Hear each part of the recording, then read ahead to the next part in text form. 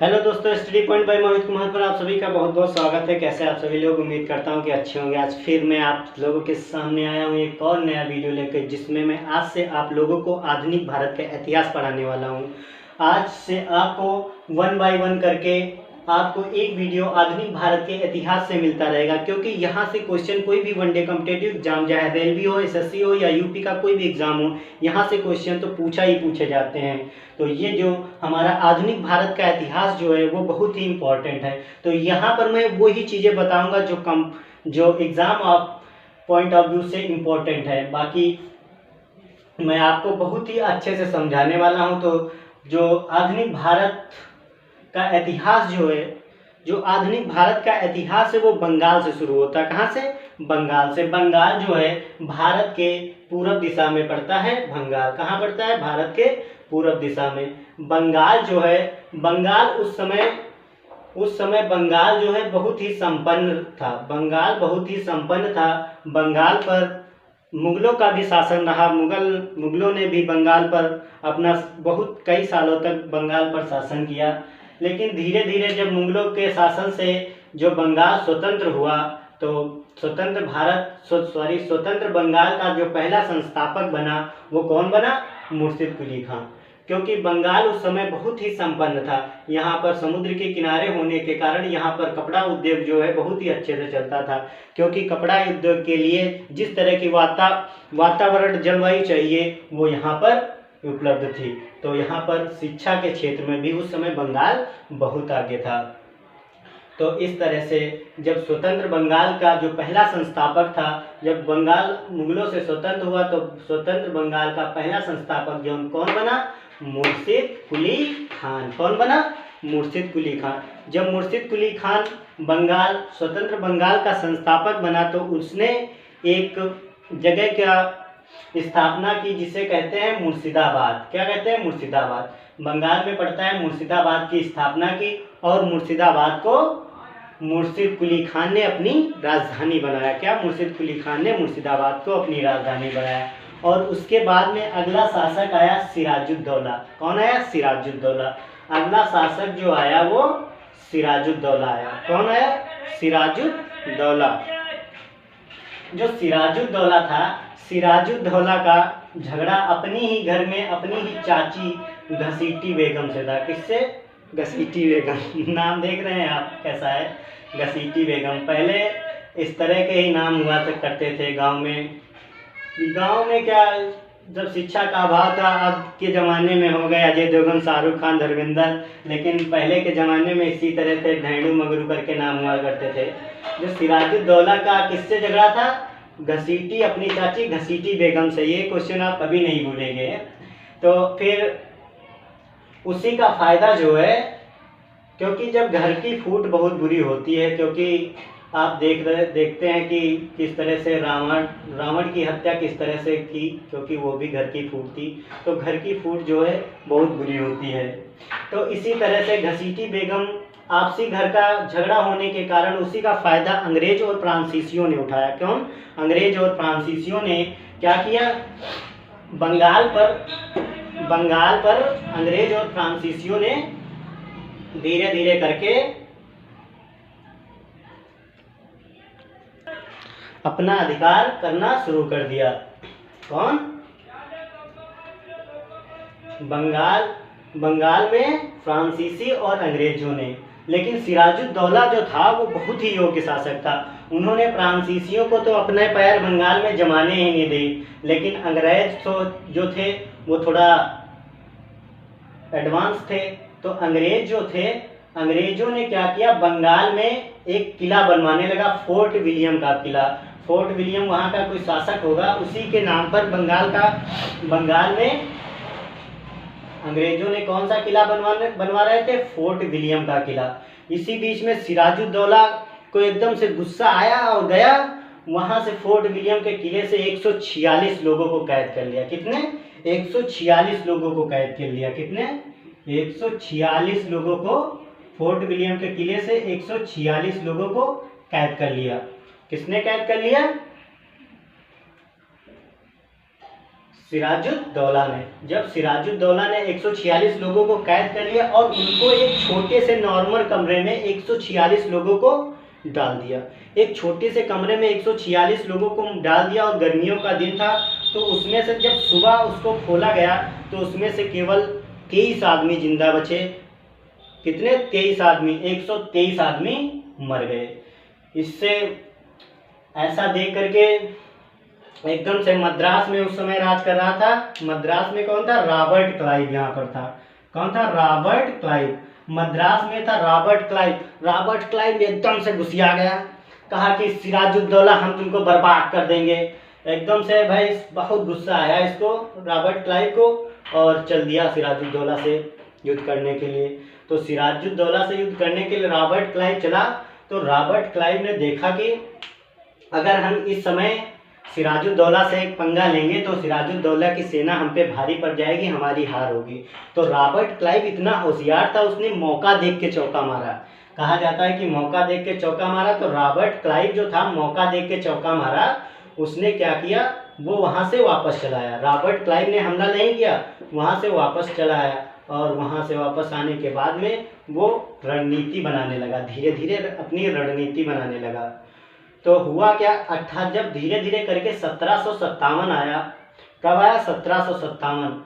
जो सिराजुद्दौला का सेनापति था मीर जाफर। कौन था? मीर जाफर। ये बहुत ही लोल था, अपने ही देख लीजिए, अपने ही राजा को देखा दे रहा है। मीर जाफर जो था वो प्लासी के युद्ध में अंग्रेजों की तरफ से रॉबर्ट क्लाइव की ओर मिल गया। उसने रॉबर्ट क्लाइव ने मीर जाफर को लालच दिया कि अगर हम इस युद्ध में जीत जाते हैं तो फिर हम तुमको बंगाल का नवाब बना देंगे। तो इसी लालच में मीर जाफर जो है अंग्रेजों की तरफ मिल गया। जब प्लासी के युद्ध में, ये प्लासी जो है बंगाल में पड़ता है, भागीरथी नदी के किनारे पड़ता है। जब प्लासी का युद्ध में मीर जाफर और सिराजुद्दौला अपनी सेना को लेकर के सेनापति मीर जाफर के साथ में गया, तो मीर जाफर ने सिराजुद्दौला से कहा कि आप घर जाइए, मैं यहाँ सब संभाल लूँगा। तो मीर जाफर जो था वो अंग्रेज़ों से पहले ही मिला था। सिराजुद्दौला से कहा कि युद्ध के पहले ही कहा कि आप यहाँ से जाइए। जो सिराजुद्दौला था वो वापस चल दिया, लेकिन रास्ते में वहाँ पर अंग्रेज लोग थे और सिराजुद्दौला को मार दिया। किसे मार दिया? सिराजुद्दौला को मार दिया। तो इस तरह से प्लासी के युद्ध में 1757 में किसकी जीत हुई? अंग्रेजों की जीत हुई। तो उसके बाद अंग्रेजों ने मीर जाफर को बंगाल का नवाब बना दिया। अगला कौन बना? तीसरे नंबर पे मीर जाफर। कौन बना अगला शासक? मीर जाफर। मीर जाफर जो है ज़्यादा दिन तक राज नहीं कर पाया। मीर जाफर से जो अंग्रेज थे वो काफ़ी मात्रा में धन लेने लगे, टैक्स लेने लगे, और अंग्रेजों ने एक प्रणाली शुरू की, दस्तक प्रणाली। कौन सी? दस्तक प्रणाली। इसमें क्या होता था? इसमें अंग्रेज जो थे जिनके पास दस्तक प्रणाली, एक प्रकार का सर्टिफिकेट होता था, एक प्रकार का आपको सर्टिफिकेट दे दिया जाता था। जिसके पास ये सर्टिफिकेट होता उसको टैक्स मरने की, वो अगर बंगाल के क्षेत्र में व्यापार करता तो उसको टैक्स नहीं पड़ता था। तो इस दस्तक प्रणाली का जो है दुरुपयोग होने लगा। इसका दुरुपयोग इस तरह से होने लगा कि जो अंग्रेज थे, जो बंगाल के बड़े बड़े वहाँ के व्यापारी थे, उनसे 1-2 लाख रुपए दे करके उन्हें फर्जी आई कार्ड बना देते थे। और इस तरह से धीरे धीरे क्या हुआ? मीर जाफर के पास में धन कम पड़ने लगा। अब टैक्स वसूल रहे हैं, दस्तक प्रणाली का यूज कर रहे हैं, तो उसके पास धन आ नहीं रहा था। जो था वो भी धीरे धीरे ले रहे थे टैक्स के रूप में। तब धीरे धीरे मीर जाफर के पास में धन नहीं बचा, तो मीर जाफर ने धन देने से मना कर दिया। तो जब अंग्रेजों को धन देने से मना कर दिया तो उसके बाद में अंग्रेजों ने अगला शासक बना दिया। किसे? मीर कासिम को। मीर जाफर का ही दामाद था, मीर जाफर का दामाद था मीर कासिम को अगला शासक बना दिया। और मीर कासिम जो था वो बहुत ही योग्य शासक था। मीर कासिम बहुत ही योग्य शासक था। वो आया, वो सबसे पहले क्या किया? उसने दस्तक प्रणाली जो थी उसको ही समाप्त कर दिया। अंग्रेज सब करें, अरे हमें ने इसको शासक बनाया और हमारे ही द्वारा चलाई गई दस्तक प्रणाली समाप्त कर रहा है। तो अंग्रेज भाई गुस्सिया गए थोड़ा बहुत, कहा चलो ठीक है, कोई बात नहीं, देखते हैं। तो फिर क्या किया? मीर जाफर ने क्या किया? अपनी राजधानी जो है बिहार से कहाँ चला गया, मुंगेर। अपनी राजधानी मुर्शिदाबाद से कहाँ ले गया, बिहार के मुंगेर लेकर चला गया। अब अंग्रेजवा फिर सोचे, अरे ये क्या कर रहा है, वो अब बंगाल में रह रहा था, ये बिहार में जाकर के क्या किया, और बिहार के मुंगेर में ही गोला बारूद का कारखाना खोल दिया। किसने, मीर कासिम ने गोला बारूद का कारखाना कहाँ खोल दिया, मुंगेर में। तब अंग्रेज सब सोचने लगे कि ये जो मीर कासिमवा है ये सब ठीक नहीं कर रहा है, ये देख रहे हो दस्तक प्रणाली समाप्त कर दी, अपनी राजधानी मुंगेर लेके चला गया, अब गोला बारूद का कारखाना भी खोल रहा था। तो अंग्रेज सब मीर कासिम से भड़क गए।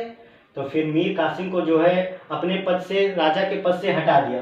तो फिर किसको बंगाल का नवाब बना दिया अंग्रेजों ने, मीर जाफर को। किसको बना दिया, मीर जाफर को। जब बंगाल का नवाब मीर जाफर को बनाया तो मीर कासिम आग बबूला हो गया। कहा, तुमने ऐसी अंग्रेजों, तुमने ऐसी कितने दम पड़ गई कि हमको हमने राजा के पद से हटा दिया तुमने। अब मीर कासिम जो है बहुत गुस्सा हुआ। मीर कासिम ने क्या किया, एक तिलगुट सेना बनाई। यहाँ पे पड़ता है बिहार, बिहार से तो था ही, यहाँ पड़ता है बिहार, बिहार से तो कौन था, मीर कासिम था ही। कौन था बिहार में, मीर कासिम। और यहाँ पड़ता है अवध, अवध से किसको लिया, सुजाउद्दौला। कौन, अवध से लिया सुजाउद्दौला। और दिल्ली से लिया शाह आलम द्वितीय को। किसको लिया, शाह आलम द्वितीय। दिल्ली से कौन आया, शाह आलम द्वितीय, सॉरी। तो यहाँ से दिल्ली से किसको लिया, शाह आलम द्वितीय को। और यहाँ से अवध से कौन आया, सुजाउद्दौला। कौन आया, सुजाउद्दौला। और बंगाल से तो कौन था, बंगाल में बिहार से था ही कौन, मीर कासिम। इन तीनों ने मिलकर के एक तिलगुट सेना का निर्माण किया। इधर तिलगुट सेना थी और उधर अंग्रेजी सेना का नेतृत्व कर रहा था हेक्टर मुनरो। कौन था, हेक्टर मुनरो। हेक्टर मुनरो जो था वो बहुत ही योग्य शासक था।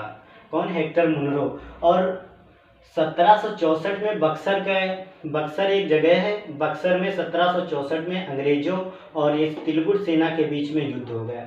इस युद्ध में अंग्रेजों का नेतृत्व जो हेक्टर मुनरो कर रहा था, इसने मशीन गन का प्रयोग किया। इसके द्वारा ये हेक्टर मुनरो था, इस तिलगुट सेना पर भारी पड़ा। इसमें तिलगुट सेना की हार हुई। मीर कासिम इसमें मारा गया और सुजाउद्दौला जो था वो भाग गया अवध। और पकड़ा कौन गया, शाह आलम द्वितीय। कौन पकड़ा गया, शाह आलम द्वितीय। शाह आलम द्वितीय को अंग्रेजों ने पकड़ा। अंग्रेजों ने कहा, रे तू इतना लोल, तू यहाँ दिल्ली बढ़ता है और दिल्ली से यहाँ तू युद्ध करने आया है बंगाल के लिए, बंगाल के लिए बिहार में इतनी दूर का आया है। तो कहा, साहब मेरा दोस्त था। अब देखते हैं दोस्ती कहाँ से कहाँ ले आई युद्ध कराने। कहा, मेरा दोस्त था यहाँ। तो कहा, तो उसके बाद में अंग्रेजों ने शाह आलम को बहुत पकड़ के बहुत मारा। फिर बक्सर के युद्ध में उसे बहुत मारा गया। फिर आया 1765 में, जब शाह आलम द्वितीय जो है थोड़ा हल्दी चूना छाप वाप के आया 1765 में मार खा के, तब हुई इलाहाबाद की संधि। तो इलाहाबाद की संधि किसके बीच में हुई, शाह आलम द्वितीय और अंग्रेजों के बीच हुई। किसकी संधि, इलाहाबाद की संधि। कब हुई, 1765 में। कब, 1765 में हुई इलाहाबाद की संधि। इलाहाबाद की संधि में क्या हुआ, अंग्रेजों ने बंगाल, बिहार और उड़ीसा की दीवानी ले ली। कहाँ की, बंगाल, बिहार और उड़ीसा की दीवानी। और दीवानी का मतलब क्या होगा कि यहाँ से बंगाल, बिहार और उड़ीसा के क्षेत्र से जो टैक्स आएगा वो कौन उसे लेंगे, अंग्रेज। बंगाल, बिहार और उड़ीसा की दीवानी किसे दे दी गई, अंग्रेजों को दे दिया। तो ये क्वेश्चन ये पूछा जाता है कि बंगाल का नया दीवान किसे बनाया गया। जब इसकी दीवानी अंग्रेजों को दी तो उसका नया दीवान किसे बनाया गया, तो बंगाल का नया दीवान बनाया गया रजा खां को। किसको, रजा खां को। अब अंग्रेजों ने कहा, उस समय मीर जाफर जो था नवाब था बंगाल का, तो अंग्रेजों ने कहा ये नवाब वाला जो एक सिस्टम है खत्म, आज से खत्म। अंग्रेजों ने कहा कि नवाब वाला सिस्टम सब खत्म, अब यहाँ पर कौन होगा, गवर्नर होगा। कौन होगा, गवर्नर। तो बंगाल का पहला गवर्नर किसे बनाया, रॉबर्ट क्लाइव। ये क्वेश्चन बहुत पूछा जाता है, बंगाल का पहला गवर्नर कौन था, रॉबर्ट क्लाइव। तो आज का वीडियो यहीं तक रखते हैं। आई होप जितना भी मैंने आपको समझाया आपको अच्छी तरीके से समझ में आया होगा। अगर वीडियो आपको अच्छा लगता है तो प्लीज़ वीडियो को लाइक करें, दोस्तों को शेयर करें तथा कमेंट के माध्यम से हमें ज़रूर बताएं कि वीडियो कैसा लगा। अगर वीडियो आपको अच्छा लगता है तो प्लीज़ मेरे चैनल को सब्सक्राइब कर लें। आज से कंटिन्यू हम रखेंगे आधुनिक भारत का इतिहास। यहाँ से रोज़ के रोज़ आपको एक वीडियो कल इसी के आगे से मैं बताने वाला हूँ आधुनिक भारत के इतिहास के बारे में। चलिए तब तक के लिए जय हिंद।